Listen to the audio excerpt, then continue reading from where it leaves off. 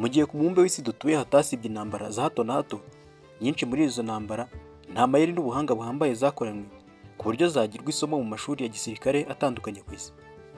Ariko nke muri izo zasigaye mu mitwe ya benshi ndetse zitangira no kwigwa mu mashuri ya gisirikare kubera ubuhanga n'amayeri zakoreshejwemo. Ibikorwa bya gisirikare byateguranwe ubwenge, umurava, ishyaka ndetse n'amayeri akomeye, kandi bikaba mu ibanga rikomeye, byatumye ibintu byinshi bihinduka ku isi. Abari ibikomerezwa bacishwa bugufi, imbohe zisubizwa ubwigenge, ndetse ibyihebe bibona ingororano yabyo, byose bishingiye ku bwenge buhambaye bwakoreshejwe hamwe n'ibikoresho byihariye bya gisirikare. Muri iki kiganiro reka tugaruke kuri zimwe muri operasiyo za gisirikare zikomeye zabayeho mu mateka y'isi. Imwe muri izo ni operasiyo Kitona yakozwe n'ingabo z'u Rwanda muri Repubulika Iharanira Demokarasi ya Kongo. Ntabwo ari intambara nyinshi zarwanywe muri Afurika zigarukaho ngo amayeri n'ubuhanga zifashishijwe bigarukeho binigishwe mu mashuri ya gisirikare nk'uko byagenze mu gikorwa cya gisirikare cyakozwe mu ntambara ya kabiri ya Kongo kikitwa Kitona Operation. Ubuhanga bwo kwihutisha intambara no guparika ingabo zigezwe mu ntera ndende inyuma y'imirongo y'umwanzi no kwikura ku murongo w'umutego hakoreshejwe ikibuga cy'indege ku butaka bw'umwanzi, abasirikare b'u Rwanda bakagaruka i Kigali, byagizwe indahiro muri iyi ntambara. Inkomoko y'iyi operasiyo ikomoka ku ntambara yo mu 1996 ubwo hatangizwaga urugamba rwo gukura Bwana Mobutu Sese Seko wayoboraga Zaire ku butegetsi, akaza gusimburwa na Bwana Laurent Desire Kabila. Nyuma yo gufashwa kugera ku butegetsi n'ingabo z'u Rwanda, Bwana Laurent Desire Kabila yaje kwihinduka abamufashije, atandukira igihango cy'inshuti z'urugamba, atangira kubatoteza. Yiyibagije ko ari bo bamufashije kugera ku butegetsi. Muri bo kandi hari harimo n'umugaba w'ingabo ze, Bwana General James Kabarebe, wari ugifite ipeti rya koloneli. Byatangiye ku itariki 13 Nyakanga 1998 ubwo Bwana Laurent Desire Kabila yirukanaga General James Kabarebe ku mwanya w'umugaba mukuru w'ingabo za Kongo Kinshasa yari amaze imyaka 2.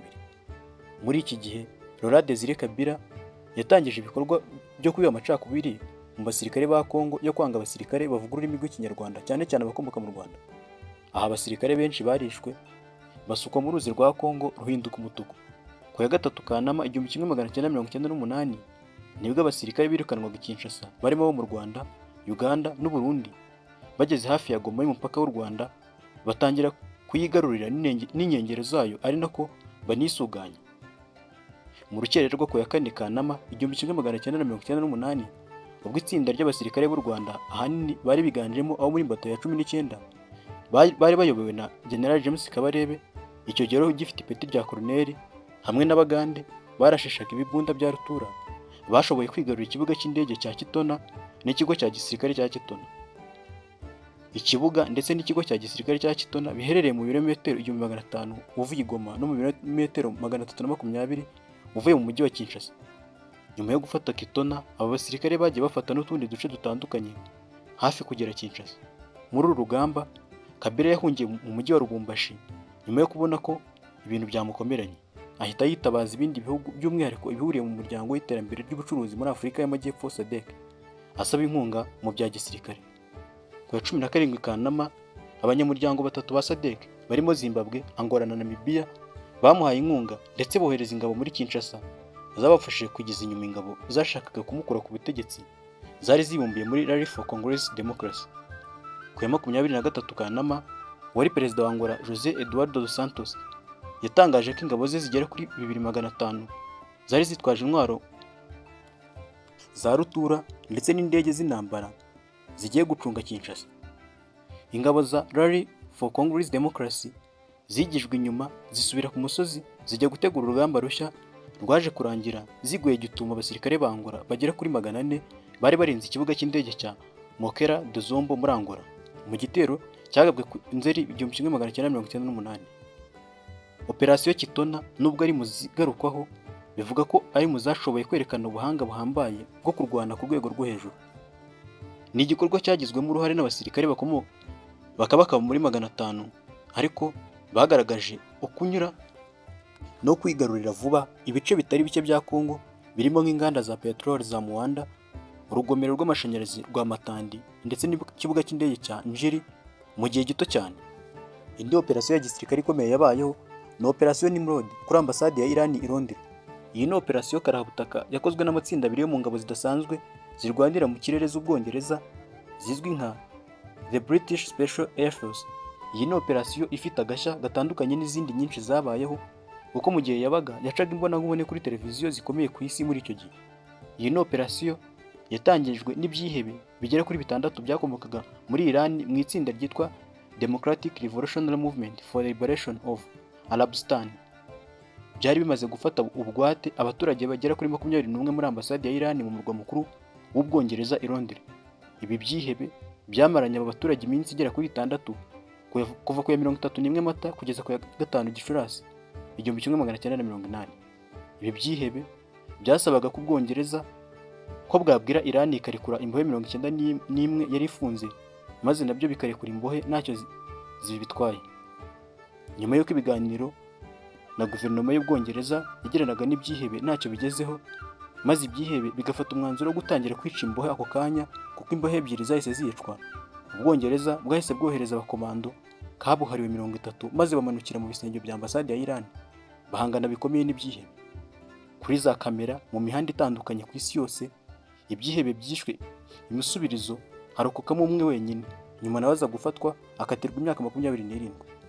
Ni operasiyo yabaye mu gihe kingana n'iminota 17 gusa, ariko yari y'amaraso. Indi operasiyo ikomeye gisirikare yabayeho ni operasiyo Neptune Spear yo kwivugana Osama bin Laden.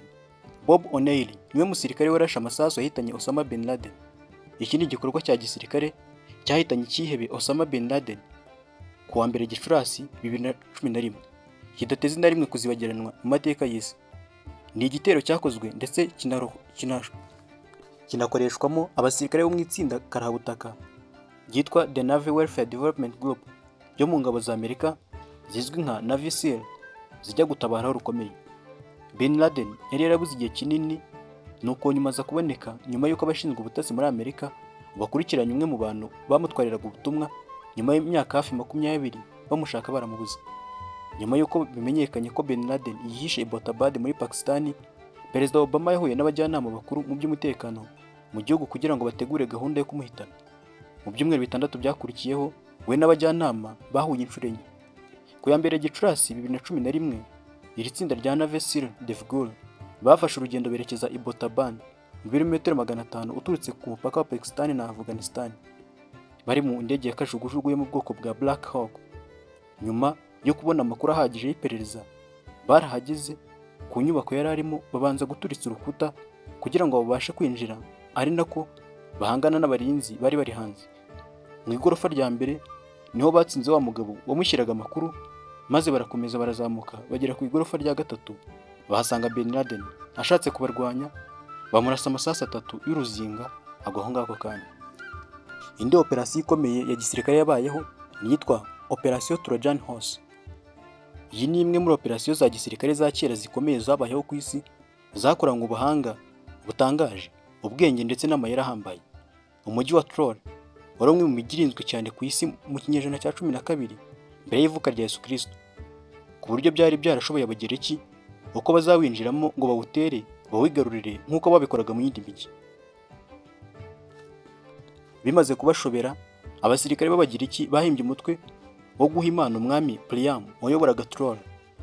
Babaje ifarashi nini mu biti maze barayifukura ku buryo hajyamo abantu benshi cyane. Ku munsi wo kumushyiramo iyo mpano, imbere hagendeyemo abakomando kabuhariwe b'Abagereki 30 binjira umujyi gutyo. Ubwo kandi hari mu kinyejana cya 12 mbere y'ivuka rya Yesu Kristo. Hatagira ugira ngo ni vuba ahangaha. Muri iryo joro aba bakomando basohotse muri icyo kibumbano, baromboka bakingura imiryango y'inzugi z'imitamenwa z'inkike zari zigose umujyi wa Troy. Ubundi abasirikare bene wabo b'Abagereki bari bategereje hanze aho, si ukubirohamo bivayo basenya kandi batwika ikintu cyose cyari muri uwo mujyi. Ni operasiyo bamwe bavuga ko isa n'idashoboka, abandi bakavuga ko yakoranywe ubwenge kabuhariwe. Ngizo zimwe muri operasiyo za gisirikare zikomeye zabayeho twagarutse muri kino kiganiro. Niba utarakora subscribe mugende utayikoze, kanda like, usige comment, ukore na share nyinshi cyane, tujye tubana buri munsi mu bindi biganiro. Nge nitwa Charles Gahigana. Hasta la vista.